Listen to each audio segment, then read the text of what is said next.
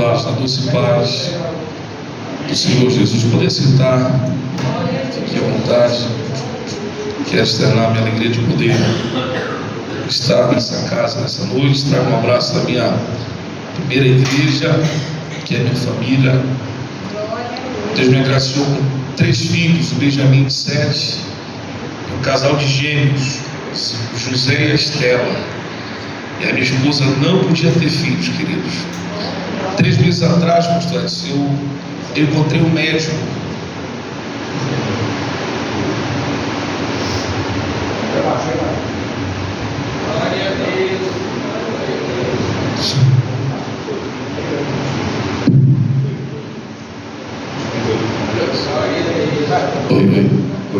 Oi. E há 3 meses atrás eu encontrei um médico que o adventista disse que a gente não podia ter filhos. E eu surtei. Eu saí correndo atrás dele, peguei ele pela mão para apresentar os meus filhos para ele, dizer que Deus faz milagres. Então, alegre de poder estar aqui com os irmãos. Deus nos agraciou também com a dádiva de pastorear, cuidar de ovelhas. A gente pastoreou muitos jovens em Belém por um tempo e agora nós estamos pastoreando, cuidando de ovelhas mais pertinho, né? Ali na toca, como o Elton falou, aqui no lugar que nós estamos ali servindo ao Senhor. E bom ver nessa noite aqui, amigos. Eu tenho uma frase que eu digo que tem pessoas que a gente conhece e tem pessoas que o Senhor nos apresenta. Aquelas que o Senhor nos apresenta, elas são chaves proféticas para mudar a nossa vida. Esses 2 homens de Deus aí, a gente já tem um tempo de estrada junto aí, de amizade. E o japazão de uma amizade, querida, é o tempo, a distância e a fidelidade. Se o tempo não foi capaz de apagar uma amizade, nem a distância, porque essa amizade vale a pena. E amigo verdadeiro é aquele que te defende na sua ausência. A gente tem uma leitura, uma semântica de amizade, que é amigo aquele que chora, nem sempre. Porque nós somos emotivos por natureza, nós choramos por tudo, mas amigo de fato é aquele que consegue ver você subir no pódio e aplaudir lá embaixo, aquele que consegue celebrar as suas vitórias, celebrar as suas conquistas. Esse de fato é amigo de verdade. Eu já vou ministrar, mas eu quero indicar para você um filho que Deus me deu, que é esse livro, que é um convite à ativação para uma liderança imparável. Eu toco em alguns pontos aqui que eu ainda não vi ninguém abordar, e um deles é como cuidar de um jovem, um adolescente com dúvidas na sua sexualidade. Eu falo sobre isso aqui. Um dia me perguntaram no podcast qual a maior dificuldade de um líder atual. Eu disse: pregar uma mensagem imutável em um mundo que muda constantemente. Essa é a maior dificuldade de nós pastores. E aí eu falo sobre modernizar sem modernizar. Porque talvez Deus está transicionando a igreja por um tempo e a gente não quer sair. Exemplo, se chegar no inverno e você continuar com a roupa de verão, você vai passar uma dificuldade, passar frio. Porque muda a estação, muda a roupa, sim ou não? Em Hebreus 1, a Bíblia diz que Deus falou por meio dos patriarcas, dos profetas, e agora ele fala por meio do Filho. Então Deus está sempre falando. Pastor, mas Deus não muda. Eu concordo plenamente com você que Deus não muda, mas Ele se move. Ele está se movendo.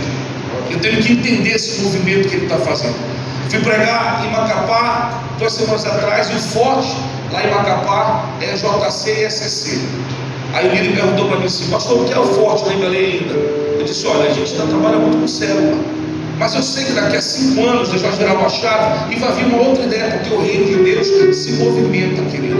Eu tenho que entender essa mudança. Então eu falo sobre isso. Eu falo: discipule como Jesus. Se você parar no sinal de trânsito agora e evangelizar um flanelinha, é capaz dele te evangelizar. Ele fala tudo de Jesus para você. Por quê? Porque ele foi evangelizado, ele só não foi discipulado. E o desafio da igreja brasileira hoje é saber discipular corretamente. O artista do mundo que aceitou a Jesus, ele tem que passar pelos processos de discipulado que nós passamos. Banco, vir nos domingos, escola dominical, vir nos cultos de oração, participar do discipulado correto. E aqui eu abordo isso aqui. Eu falo aqui tocando o coração de Deus através da minha arte. A gente condicionou que Deus só quer usar quem prega e quem canta. Mentira! Deus quer usar você na sua profissão também. Deixa eu fazer uma pergunta. Aquela menina que estava na casa de Naamã, ela estava cantando ou pregando? Nenhuma das coisas. Ela estava trabalhando, Deus a usou. Porque Deus quer me usar na minha profissão. Esses dias uma jovem, esse pastor, ela se formou em medicina, não tem nem 6 meses. E ela abriu uma porta de emprego em Marabá. E ela veio pedir para mim orar. Eu disse assim: olha, deixa eu falar uma coisa. O teu emprego é um disfarce. Ela disse: eu não entendi. Eu disse: o teu emprego, a médica que você se formou, é apenas um disfarce. O que de fato você é embaixadora do reino. Então entenda por que Deus está te colocando ali. Então eu falo um pouquinho disso aqui nesse livro. Eu falo sobre namoro, noivado e casamento. Não altere a ordem. Levanta a mão só os casados aqui, deixa eu ver. Querido, vou fazer uma pergunta para você. Sabe qual é a parte mais difícil do casamento? Você vai dizer para mim: sim, pastor. Não é o dia que você se ensina a altar. Você gastou 30 mil, 40 mil, vai dizer: não, só se for maluco. A parte mais difícil do casamento é dizer sim todo dia. Acredite se você quiser. Eu vou fazer 11 anos de casado. Com a Luana eu casei magro, olha como eu estou. Engordei. E ela disse sim para mim todo dia. Então eu falo para os jovens e adolescentes, nesse período que eles estão pensando nisso, solteiros, que a gente não pode errar nessa escolha. Então tem que ser na direção de Deus. Quem escolheu a Rebeca para Isaac não foi nem Abraão, e muito menos Isaac, foi o servo, que tipifica o Espírito Santo. Tem muita gente dando tiro no pé do relacionamento, porque quem escolhe é a própria pessoa e não Deus. Eu falo isso nesse livro. Eu falo aqui sobre pastor e o seu coração. Um dia me perguntaram para mim assim: pastor, qual é a maior dificuldade de um pastor? Se pastorear o seu coração, eu vou te explicar por quê. Olha para mim. De manhã eu faço um velório, de tarde eu apresento uma criança no altar, e à noite eu celebro um casamento. E eu tenho que condicionar meu coração a cada estação, para que nenhuma interfira na outra. Está entendendo? O médico, quando ele sai do consultório, ele deixa de ser médico. O advogado, quando ele sai do escritório, ele deixa teoricamente de ser advogado. Mas o pastor, querido, a função dele é integral, todo dia, toda hora. Eu ontem saí da casa de um casal 3h40 da noite, no coqueiro, porque eles ligaram para mim e disseram assim: ou o senhor vem aqui agora, ou então amanhã a gente separa. Eu fui para casa do casal na hora. Da gente fala assim: o pastor não trabalha. O pastor trabalha muito, querido. O pastor não tem cheiro de chulé, cheiro de ovelha. O que é isso, pastor?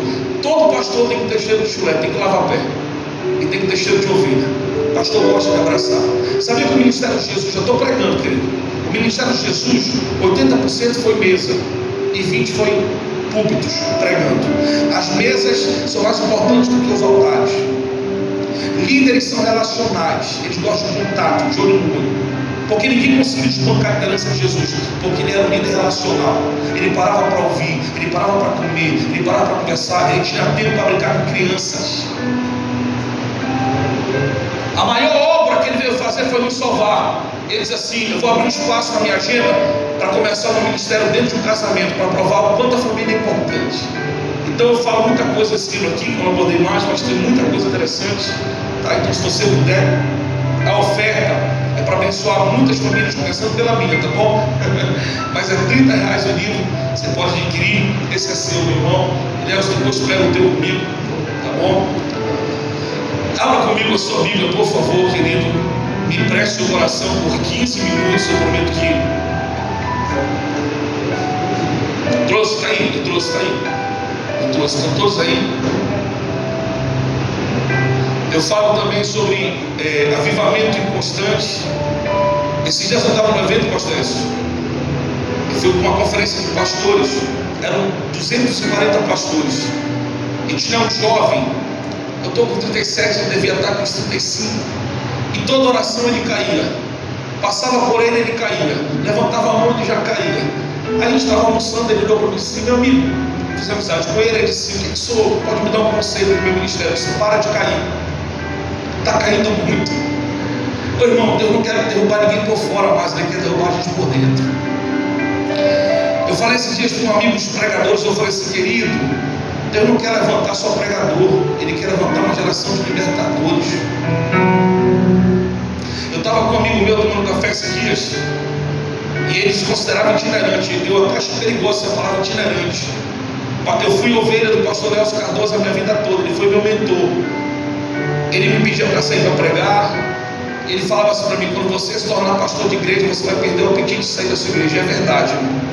Eu vou viajar daqui a pouco para Paragominas, porque eu vou pregar na igreja de Toronto lá. Eu tenho uma dívida com essa igreja, porque foi a igreja quando meus filhos, eu estava pregando lá e a Luana estava grávida dos gêmeos, ela teve um sangramento, quase que ela perde os gêmeos. E essa igreja, assim, nos acolheu. Enquanto a Luana estava no quarto, sendo examinada pelos médicos, a igreja estava toda embaixo orando. Então eu tenho uma dívida com essa igreja. Então quando eles me pedem para sair, eu oro no domingo e vou, porque o pastor não sai muito no domingo. Então assim, eu disse para alguns amigos, Deus está querendo levantar uma geração de libertadores, não só de pregadores. Porque o itinerante, ele vem e vai, ele gera entretenimento, mas ele não gera paternidade. Ele não é pai, e muito menos não é filho. Quem está sobre ele? Ninguém. E hoje em dia é muito fácil dizer assim: eu sou pregador, porque ele cria um Instagram, compra seguidores, põe uma foto bonita no Instagram, sou pastor. Só que o ministério pastoral, querido, é na dor, é na prova. Deus não gera ninguém, irmão, a não ser no deserto. Eu gosto de uma frase de Watchman, que ele diz que o crescimento de um cristão é proporcional à pressão que ele enfrenta. Muita pressão, muito crescimento. Eu perdi meus pais muito cedo, era muito menino. Deus conhece o meu testemunho. Fui morar de favor na casa de parentes, vi tanta humilhação, gente. Eu era novo, 13, 14, assinei umas documentações que a minha tia pediu, irmã da minha mãe. Eu, sem saber, passei tudo para ela. A casa era 25 de setembro, a casa de Mosqueiro, o carro da minha mãe, tudo para ela. Então, se tem um cara que sabe falar de dor, esse cara sou eu, irmão. Então, tudo que eu tenho hoje, esses dias eu parei de carro na porta da minha casa, comecei a chorar, porque veio um filme na minha mente, o que eu era. Cheguei na igreja evangélica a primeira vez, há 20 anos atrás, vou fazer 20 anos ano que vem você com Jesus. De cabelo grande, brinco aqui, pinça aqui, uma carteira de cigarro no meu bolso. E meia-noite eu tocava no Cazuza, que eu estava 5 anos de pagode, você conhece o testemunho.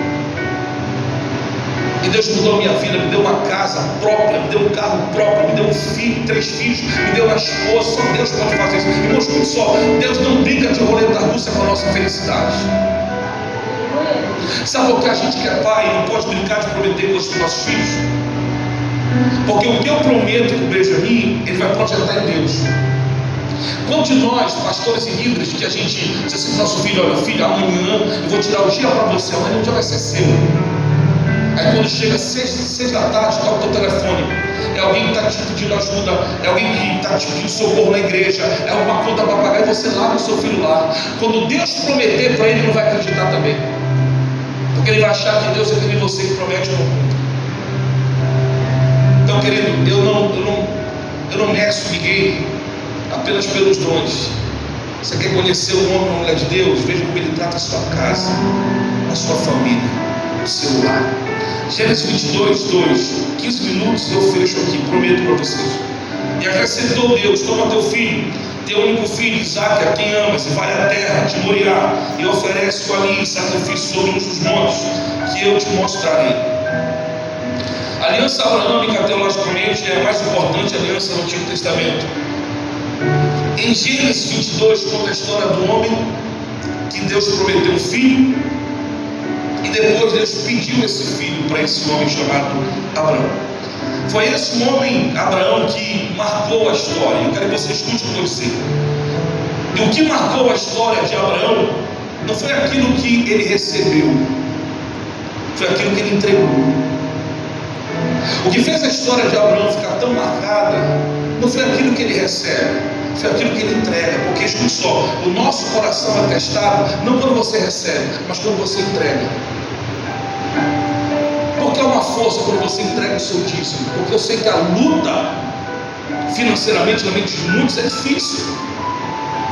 O cara está ganhando, pô, 10 mil reais para ele tirar 10% daquilo, é uma luta. E às vezes ele não entende que o entregar é valioso para Deus também. Irmão, Deus não vê o que está aqui, Ele vê a intenção do coração. Mais importante do que aquilo que eu faço, a motivação pela qual me faz fazer. Sabe qual foi o erro daquele casal de Atos 5, Ananias e Safira? Não foi só ter mentido, foi motivação errada. Eles viram Barnabé no capítulo 4 levando uma oferta generosa. aos apóstolos. E eles pensaram assim: vamos entrar na fila.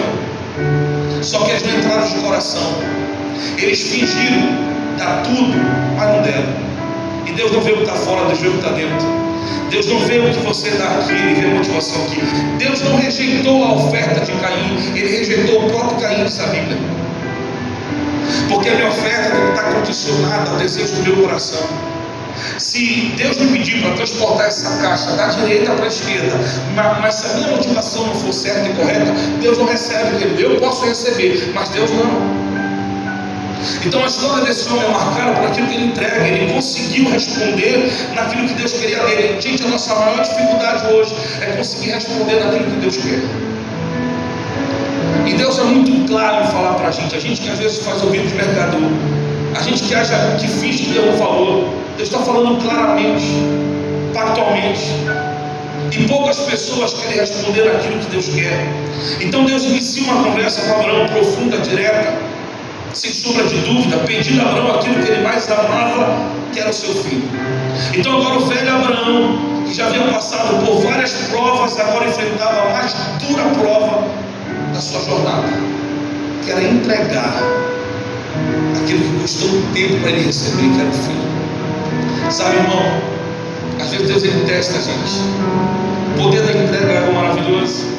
Quando Ana, a mãe do profeta Samuel, ela entende isso, virou uma chave na vida dela. Se você perceber, Ana, ela entrava no templo e ela pedia: eu quero um filho, me dá um filho. Eu entendo a necessidade dela. Eu entendo que o clamor dela era uma mãe estéril, que tinha uma inimiga em casa, que tinha muitos filhos e sobrava dela todo dia. Então havia um desespero no coração daquela mulher chamada Ana. Mas enquanto ela entrava e só pedia, nada acontecia. Quando ela virou a chave, ela entendeu como é que se move o reino de Deus. O reino de Deus não se move na minha necessidade, o reino de Deus se move no meu propósito.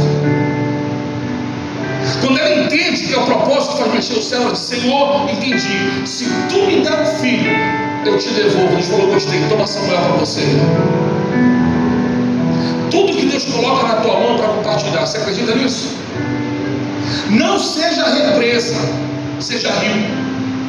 Esses dias eu estou falando isso aqui com muita humildade, debaixo desse altar aqui, sem um pingo de arrogância. Eu estava vindo de Camboriú, aí eu estava no aeroporto almoçando, meu voo, isso era umas 2h30 da tarde, meu voo ia sair 5 da tarde. Quando eu botei minha jaqueta, peguei minha mochila, quando eu fui levar a minha comida para jogar no lixo, tinha uma senhora limpando as mesas, e Deus falou para mim assim: faça um pix para ela. E eu fui até ela, dei um abraço nela, falei: olha, não tem problema de mandar um pix? Ela disse: não, qual sou eu? Eu falei: não vou dizer meu nome, não vou dizer quem eu sou, porque essa oferta é do Senhor para a sua vida. Ela disse: irmão, eu estava na igreja ontem, eu precisava de uma bênção. Eu falei: não falei mais nada. Peguei meu telefone, abri o aplicativo, quando eu coloquei um valor, Deus falou: não é esse valor, botei outro valor. Quando eu mandei para ela mostrar, ela falou: meu Deus, é o valor exato para a faculdade da minha filha. Peguei, dei um abraço nela, eu disse que eu era desse queridos, diante dos céus, pela felicidade dos meus filhos. Quando eu desci as escadas, para ir para a porta do embarque, eu fui abrir meu aplicativo, irmão, tinha 10 vezes mais. Eu sei o que tinha na minha conta. Eu sei o que tinha na minha conta. Tinha 10 vezes mais do que eu dei para aquela mulher. Na hora eu parei e comecei a chorar. Deus falou para mim assim: a partir de hoje você não vai ser represa, você vai ser rio. O que tem em você, você vai entregar. O que chegar na tua mão, você vai estourar para os outros. Quanto mais você der, mais volta para você, querido. Não prenda de você, seja um rio.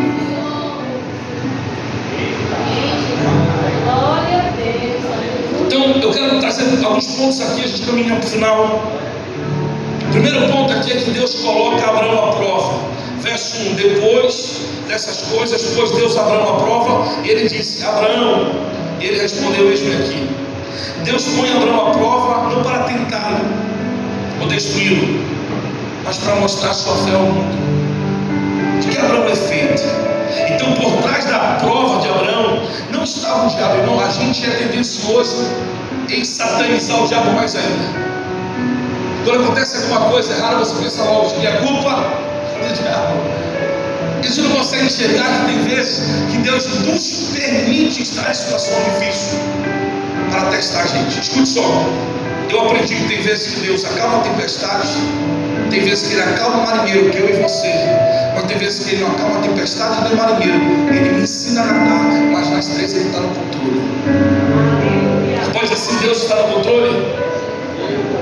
Então Deus pede a Abraão muito mais que a sua vida. Deus pede o seu filho como sacrifício. Então, se você analisar a história de Jó, irmão, a Bíblia começa assim: Jó, Deus atraiu a atenção do diabo para Jó. Se tinha um cara na terra que o diabo não queria perturbar, era Jó, porque era íntegro. Mas Deus atraiu a atenção do diabo para Jó. Tem visto meu servo Jó. Então aquela luta na vida de Jó deu início no céu. Na terra ninguém sabia o que estava acontecendo. Eu acho linda a narrativa. Eu já li o livro de Jó, versículo por versículo no hebraico. Quando a minha mãe morreu, foi um livro que eu me apeguei. Eu fazia seminário, depois de 5 anos eu fiz seminário. E aí eu comecei a estudar Jó, versículo por versículo. E aí eu fui ver que o livro de Jó, querido, fala, interessante porque Deus é o último. Deus começa falando, Ele fala no capítulo 1, no capítulo 2, no 3 Ele se cala.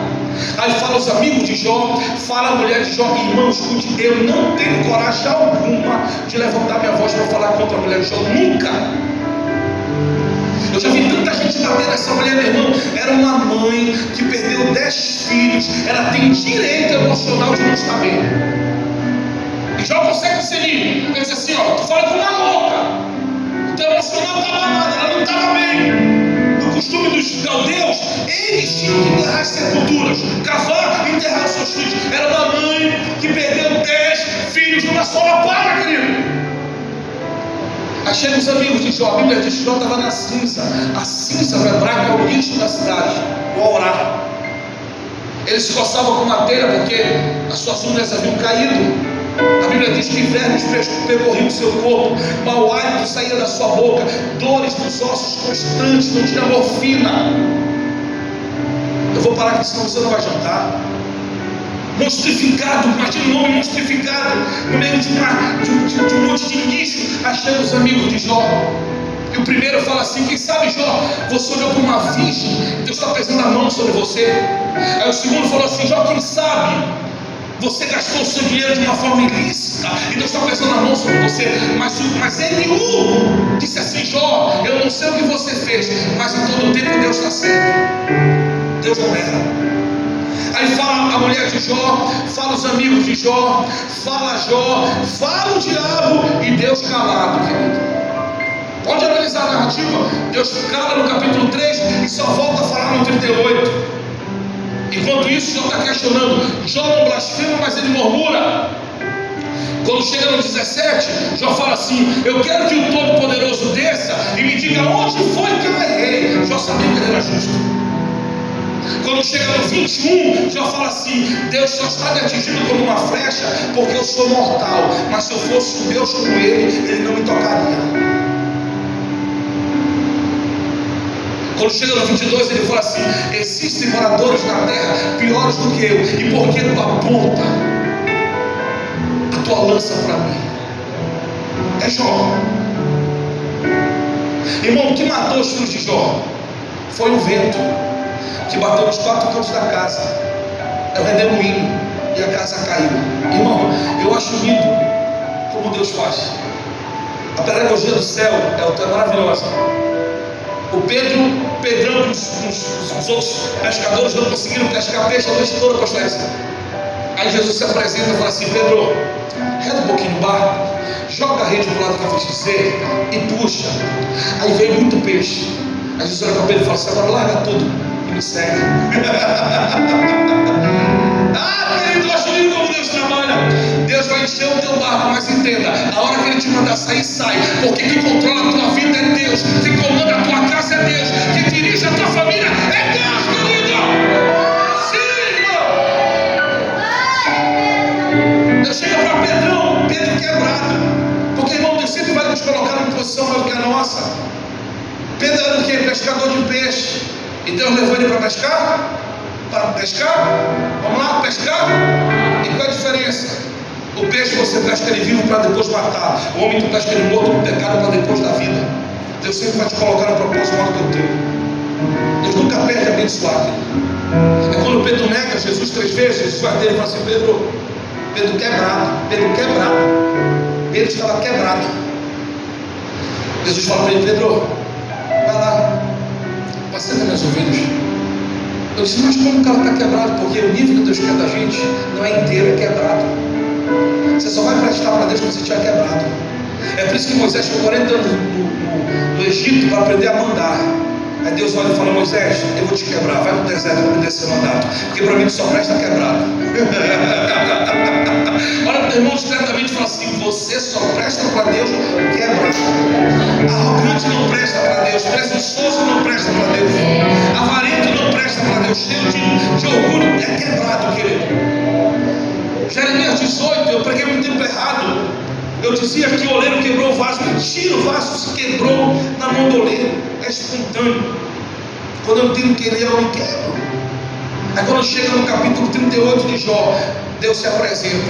Irmão, ele poderia vir como um urso, ele poderia vir como um leão, mas ele vem no meio de um redemoinho. Eu disse: Senhor, para que isso? Aí Deus falou: a área que você é mais ferido é que eu vou mais te usar. A área do teu medo, do teu trauma. Eu estava numa conferência atrás de uma argentina, Graziele. Ela ama o Roberto Carlos. Ela falou assim: pastor, eu amo o Roberto Carlos.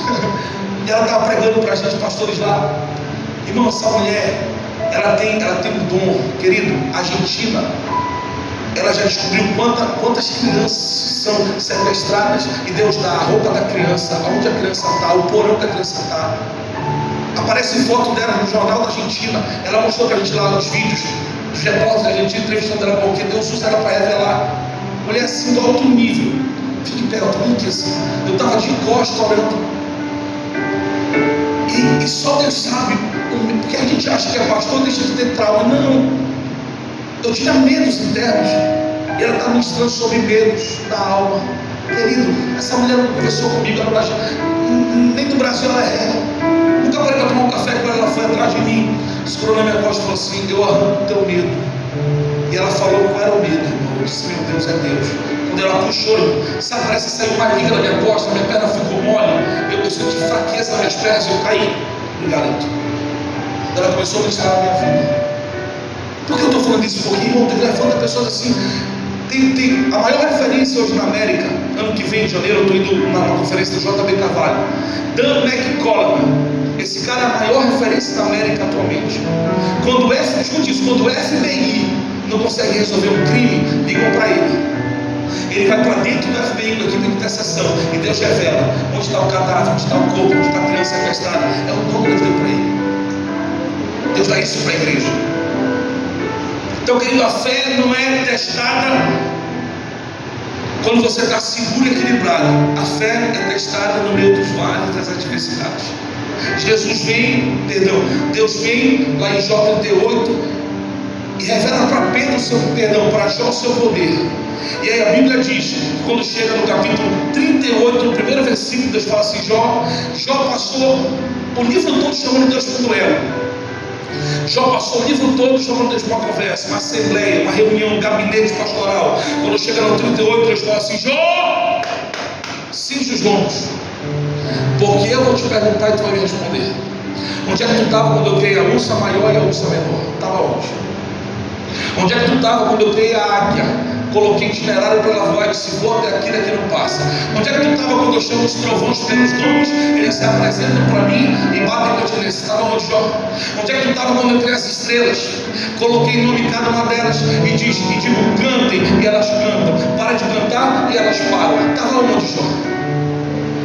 Deus dá aula de química, física, biologia e matemática para provar para Jó que ele estava no controle. Olha para mim, essa luta não é o diabo, é Deus que está no controle. Ele quer aprovar você, Ele quer levantar você no meio desse vale. Você não está entendendo, mas Deus está por trás de tudo isso, querido.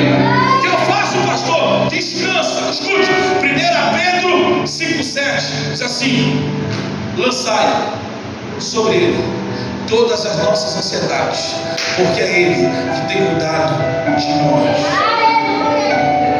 Aí o time pegou o Voltatan, deram para ele papel para ele desenhar. distrair a criança de 11 anos, o voo sobe. No meio do voo, uma turbulência, todos desesperados, cabeça de joelhos, máscara na cara, sem segurança, e aquele garotinho com a perna cruzada desenhando. Era a moça falou: tá maluco, o avião vai cair. Você assim? Ele disse: calma, o avião não cai não. Ela disse: vai cair sim. Ele disse: não vai cair, moça. Ela disse: por que não vai cair? Ele disse: porque o piloto é meu pai. Eu sei quem está controlando a minha aeronave. Se você sabe quem está controlando a sua vida, você descansa. Põe a sua mão direita no coração e diga assim: eu decido nessa noite não me preocupar com aquilo que eu não posso mudar. Eu decido descansar no meu Deus. Descansa, querido. Descansa, irmão.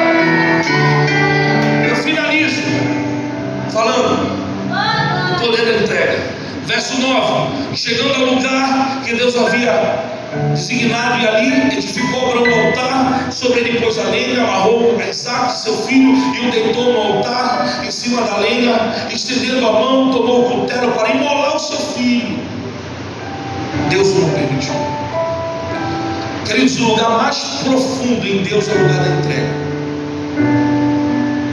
O lugar mais profundo em Deus, irmão, é o lugar da entrega. Uma hora ou outra, Ele vai te levar para o altar da entrega e vai pedir coisas que só Ele sabe que você pode e deve entregar. Homens e mulheres da Bíblia que marcaram a história não marcaram por aquilo que receberam. Homens e mulheres da Bíblia que marcaram a história marcaram por aquilo que entregaram. Que entregaram ao Senhor. Tinham tudo para não entregar. Eu tenho uma missionária, pastor, está no Tibete, Thalita, menina inteligente, 3 formações, com futuro brilhante. Ela entregou tudo para estar no Tibete. 3 dias atrás teve um terremoto no Tibete. A gente ficou desesperado, ligando para ela. Ela disse: eu tive que dormir na casa de uma amiga em outro lugar, e a casa que ela estava foi perto de onde aconteceu o terremoto. Por várias vezes, sabe, no meu coração de pai espiritual, eu quero dizer para ela: volta. Mas Deus para mim, ela entregou. Ela entregou, irmão. O estágio mais profundo de um cristão é quando ele tem o seu chamado, ele vive sua essência. O seu chamado é maior do que você, maior do que a sua dor. Quantos de nós temos que sufocar a nossa dor para subir no altar, comer e se pregar? Você está quebrado, você está ferido, você não está bem. Você só vai pregar e você entende que é a fraqueza de Deus. Porque, irmão, o poder não está no mensageiro. Jonas não queria pregar, Jonas não queria que ninguém se convertesse, mas foi a pregação mais bem sucedida no Antigo Testamento, porque o poder está na palavra e não no mensageiro, querido. Você pode não estar bem, a Bíblia vai estar bem. Você pode não estar inspirado, a Bíblia vai estar inspirada. Você pode não estar no seu dia, a Bíblia vai estar no dela, irmão. E é nos seus piores dias que Deus vai te usar. Eu estou com 37 anos. Eu tenho maturidade de adulto, porque eu já enfrentei tanta coisa. Irmão, a dor não me para. Um dia um amigo meu falou para mim assim: mas esse negócio, se Deus existe, porque a África está assim, o motivo das pessoas se matarem é isso. Isso é engraçado. Porque se a dor fosse a plataforma de suicídio, então vamos lá, por que tem morte nos países da Europa de primeiro mundo, no Japão, e não tem na África? Passa aquele avião pipa, já viu? Joga aquele saco de arroz, as crianças vão catando o arroz com a terra e vão comendo. Mas você não vê suicídio na África como você vê na Europa. Sabe por quê? Porque ali as crianças nascem sabendo lidar com a dor. A gente que é pai, irmão, a gente faz tudo para nossos filhos não sofrerem. Escute o que eu vou dizer aqui: mãe, pai, antes do seu filho ser seu, ele precisa ser de Deus. Você precisa dizer não para o seu filho. Ele precisa sentir algumas dores que a vida vai propor para ele, porque senão ele vai crescer, irmão, sem saber o que é sentir dor. E quando ele sentir a primeira dor, ele vai fazer uma loucura, porque o suicida não quer se matar. O suicida quer matar o que está matando ele. Aí ele faz uma besteira, dá um tiro na cabeça. Irmão, queridos, fé é geracional. Eu estava numa padaria com amigos meus, e 2 amigos meus, eles fizeram tipo assim, tirar graça na minha cara e falaram assim: Marcelo, tu é cristão, tu era católico, agora tu é evangélico, agora tu é pastor. Sim. E como é que funciona isso? Porque o teu filho Os teus filhos não têm direito de escolher o que eles querem ser. Tu obriga eles a ir para a igreja, eles já nascem crente. Que coisa chata, cara. Deus tinha, eles ficaram rindo de mim ali, deu uma palavra na hora. Eu disse assim: Júnior, vamos lá, tu é remista, né? E eu percebi que o mesário do Henrique, o filho dele, tinha 4 meses, o mais novo, que tem 2. Eu percebi que o Henrique, o aniversário dele foi, o mesário dele foi de 4 meses, e tu fez do remo. Ele disse: claro, eu vou deixar ele torcer para a loucura? Não, ele tem que ser remista. Eu falei: poxa, bem, peraí, se tu consegue passar para o teu filho um legado de futebol, eu não posso passar para o meu de fé? Responsabilidade minha, querido. Fé é geracional. O Deus que nós servimos é um Deus que trabalha de geração em geração. Deus é o Deus de gerações, querido. E o diabo tem tirado isso dos jovens. Quando eu peguei uma mãe, disse: pastor, ore pelo meu filho. Parece que ele está me confrontando na minha religião, ele está me confrontando na minha fé. Foi o filho pródigo. Quando a Bíblia diz que o pródigo sai da casa do pai e vai para uma terra longínqua, irmão, aquele pai era um judeu. E quando a Bíblia diz que ele vai para uma terra longínqua, essa terra longínqua é uma terra pagã. A psicologia diz que quando a criança ela tem 14 anos, em alguns casos, ela é tendenciosa a confrontar o pai. A primeira coisa que ela faz é na religião. Ela corta o cordão. Se o pai é evangélico, ela vai ser ateu. Cuidamos de uma jovem lá na DOCA que a mãe apresentou ela no altar, ela tem 16 anos. E sabe que ela chegou dizendo para a mãe um dia desse?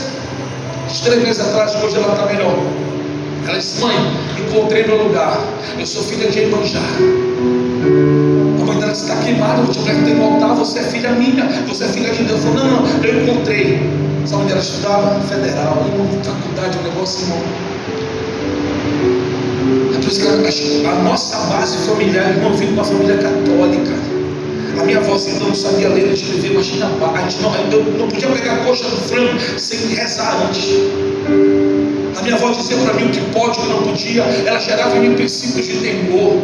Hoje não tem mais isso. A criança pode tudo, ela come onde ela quer. E o meu filho, esses dias, ele fez uma pergunta, pastor. Eu respondi, ele falou: pai, está errado. Eu disse: Benjamin, abaixa a tua bola, meu, de 7 anos, abaixa a tua bola, Benjamin. Tu nasceu agora, tu não viu a Copa de 94, Bebeto Romário. Tu não viu o Michael Jackson dele, eu vi. Tu não viu o Cid Moreira no Fantástico, eu vi. Então baixa a tua bola. Tu não viu o Mr. M, eu vi, meu filho. Baixa a tua bolinha, chegou agora no mundo, quer achar que sabe mais do que eu. Mas o tipo de criança são gerados. Aí tem uma outra problemática. Eu fiz uns 15 anos agora de um irmão que ele não é rico, não, irmão. Ele é muito rico. O filho dele é piloto. Sabe qual é o trabalho do filho dele? Ele vai para Buenos Aires deixar o cliente lá, na casa do cliente lá. O cliente não é crente, tem 2 famílias, uma no Brasil e uma na Argentina. Aí ele pega o cliente aqui, Buenos Aires, aí fica no hotel, sem fazer nada, e o cara lá, com a amante. Aí depois pega o cara e volta para o Brasil. Ele ganha 30 mil. Aí ele falou para mim: sabe o que meu filho gastou, pastor? Só de iFood, 14 mil de iFood.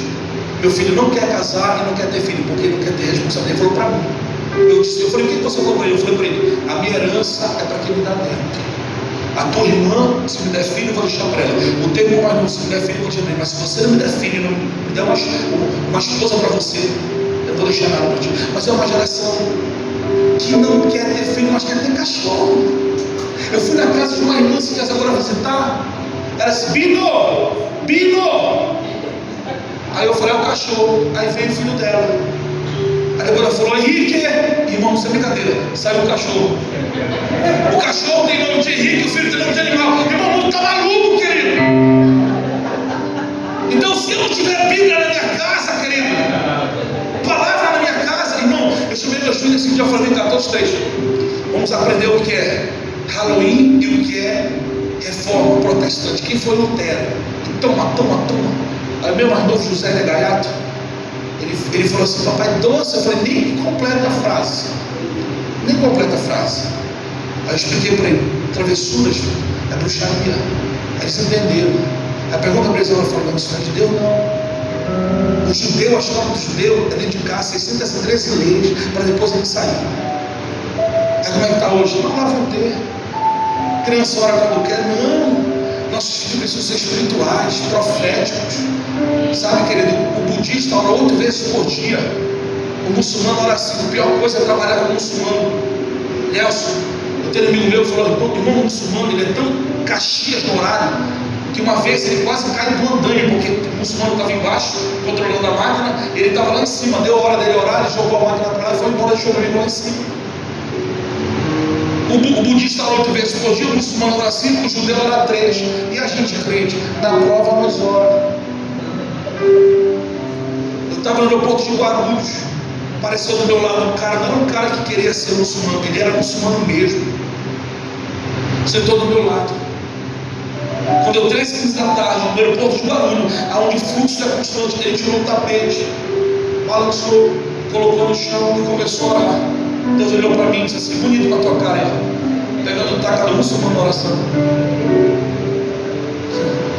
Ninguém tem o coração testado quando recebe, é quando entrega. Eu finalizo 1 Coríntios 11:23, porque eu recebi do Senhor o que também vos entreguei, que o Senhor Jesus, olha isso como é forte, irmão.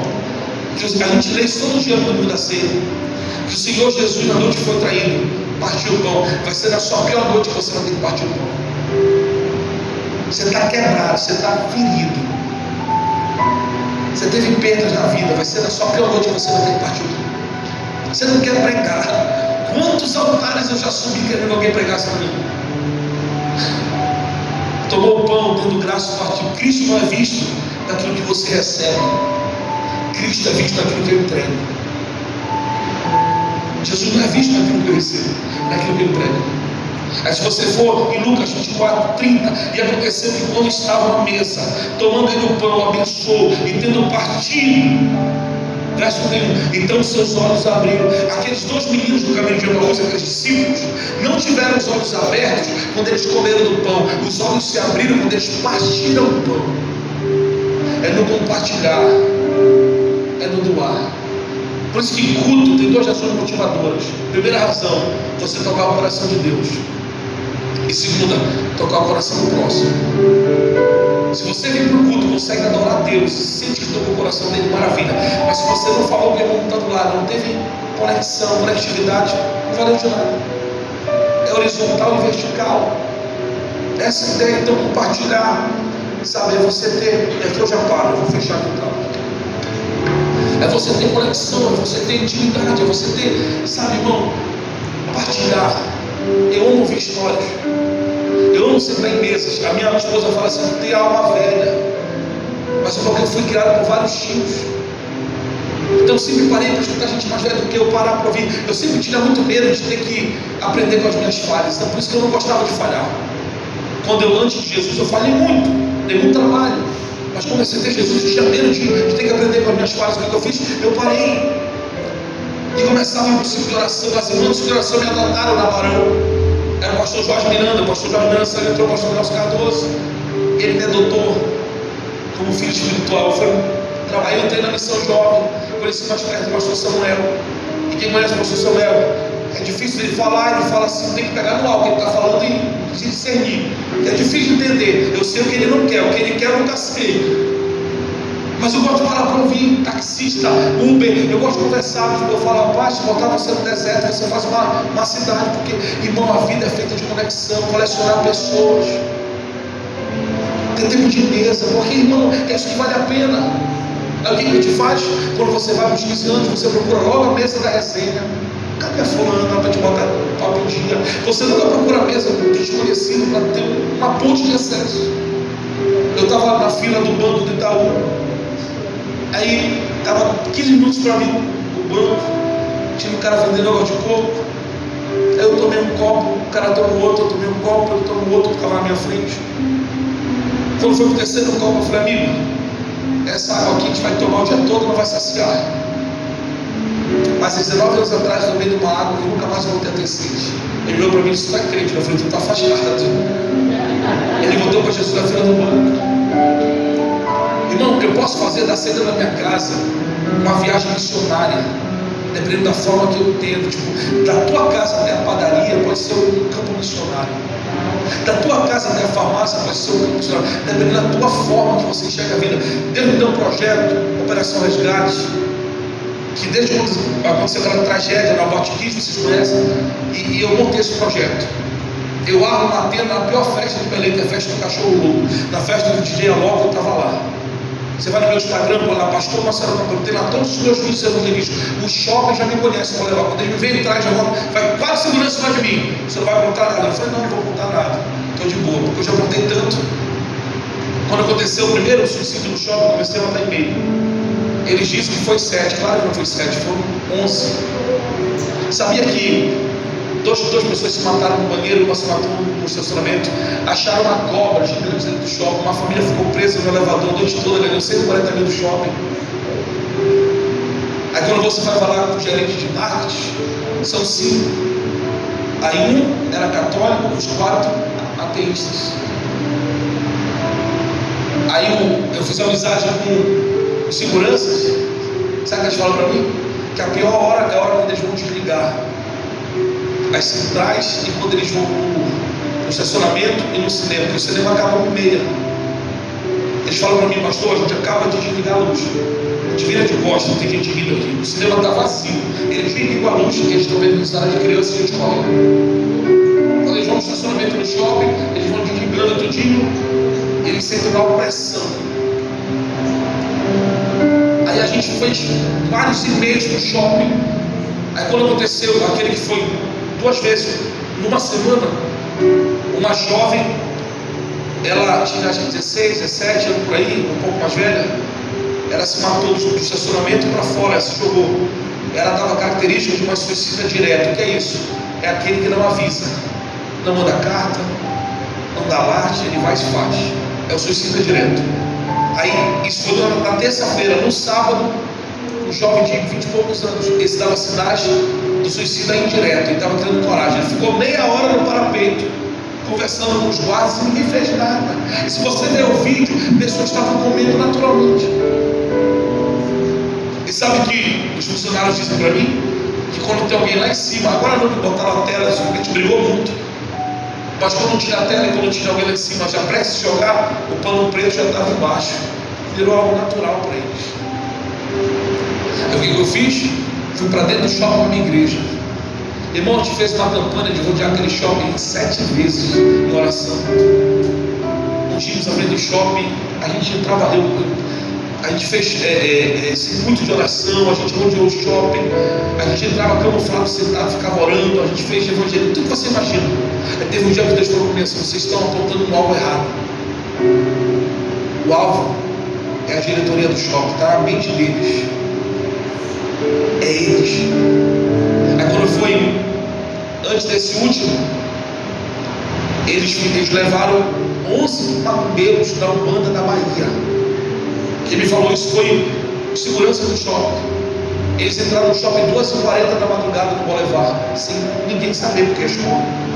E foram para o shopping, fizeram uma lavagem, no primeiro, no segundo, terceiro piso do shopping. Aí o segurança me mandou me ligar: pastor, você isso.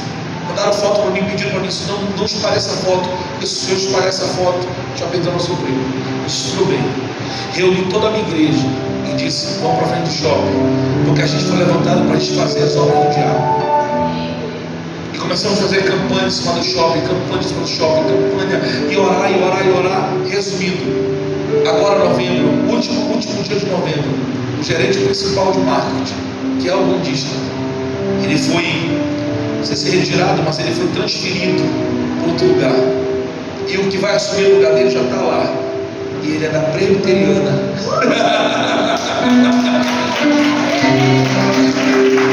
Aí eu estou falando para você que vale a pena orar. A oração fala onde você não pode ir. A oração faz aquilo que você não pode fazer. A oração chega onde você não pode chegar. Deus abençoe a sua vida. Obrigado, querido.